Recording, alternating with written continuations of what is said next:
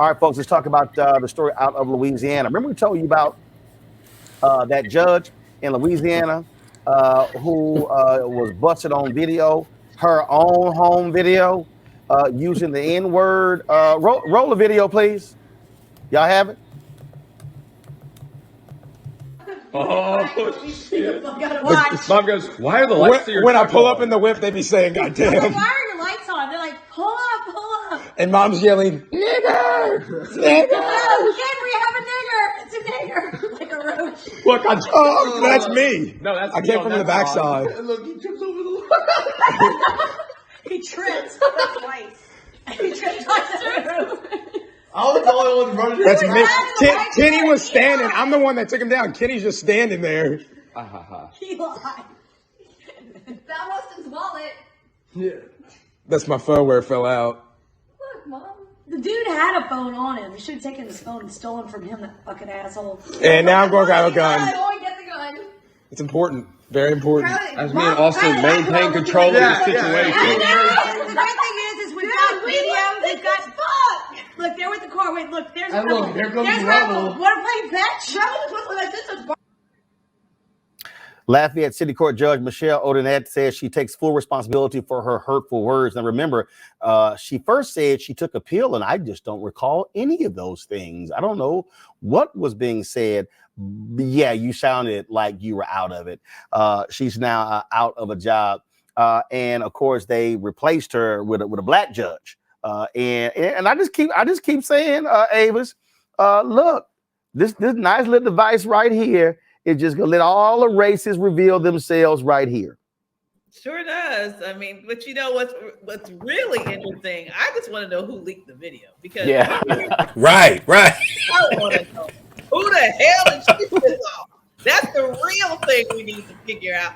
But the reality is here, though, that we got to look inside the sort of the quiet conversations that are had, not in public view. And the sad situation is, we know people are like this all over the place. But as a judge, you know, what sorts of things are going through her mind when she sees Black people in front of her?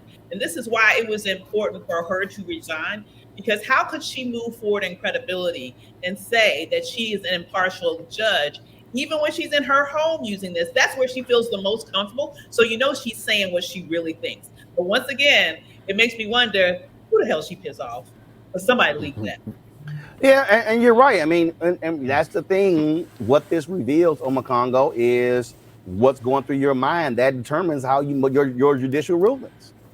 Absolutely. And look, I'm not a lawyer, but I've watched enough Law and Order episodes, you know, to know that when you get exposed in ways like this, all of your past stuff's got to get reviewed too. I mean, people need to be looking at this woman's record to see what patterns of bias have existed in her cases. Because really, at the end of the day, it's not just enough for her to resign. There need to be some other types of consequences, being disrobed or something. You can't do something that egregious, as Dr. Avis was saying, as a judge, and just walk away. It's not like you're just working at like CVS and somebody says something to you at the cash register and you start cursing them out. You are a judge who takes an oath to be impartial and all of that, and it clearly shows that you are a racist.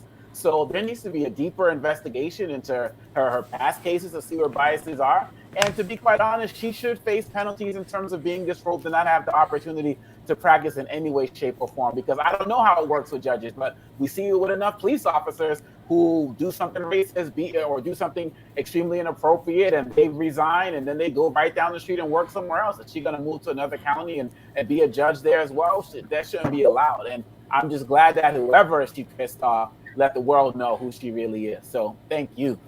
Jeff is all about, again, snatching that law license. That's the key.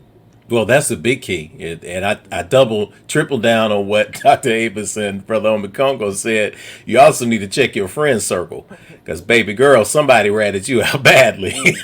You must have done, I don't know what you did, but they put you out there. I'm kind of glad when I see incidents like this happen. Ice Cube had an album, Death Certificate, and one of the songs begins with, "Here's what they think about you. Here's what they think about you." Mm-hmm. It's good to know what people think. And it's good to catch them in spaces where they feel comfortable saying something. To the credit of the person who shared, they may very well be, not to presume too much, but they may be very well one of the white allies that we talk about. And we talk about, hey, what can we do behind closed doors? And one of the things that the late Dr. Francis Cress Welsing used to say is that if you're white and you want to help make a change, you've got to tell black people and other people what is said in the room when there are no other black people there. So if you're in there, you got to do that. So this may very well be a case of that. We also have to see what the real long-term consequence is going to be. It was brought up that you got to review her caseload. You got to look at her decisions. You got to see how race and sentencing could have been a very well a factor. It's got to hurt her in her pocketbook at some point.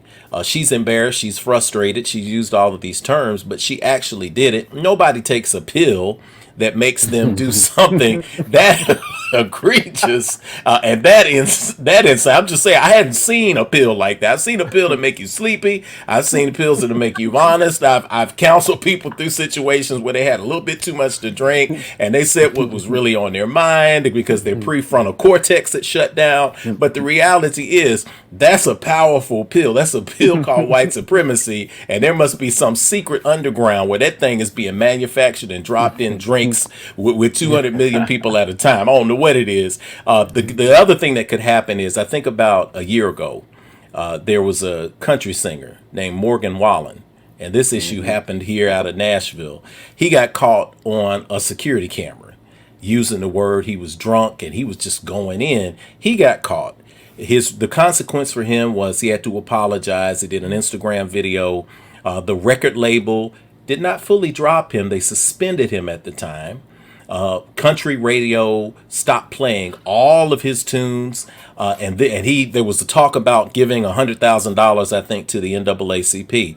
But guess what happened? Yeah, there were like 8 groups he was supposed to give money to. I think Evans only gave 1. I think he only gave 1, right? So we see this, but look at the other side. This wouldn't have hurt him because he was punished. His fans responded. So his digital album sales went up 1,220%, and his album sales went 327% in an increase just because of the incident. He had to get online and tell his fans to stop defending him. So this tells you about, when we talk about that term, we use that term, your vibe attracts your tribe. What do you do with the fallout that comes from other people who say, I'm just going to make sure before I put on my robe that I'm going to check my squad to make sure nobody's recording this before I say what I truly say, before I go into that classroom. Well, she gone. She gone. All right, Roland, you could do some diversity training with her, brother. One-on-one. Nah, hell no. Nah. She needed business from hashtag team. She needed business from hashtag team whip that ass. That's it. All right, y'all. All right, folks, back to our Roland Mark Unfiltered video in just one moment.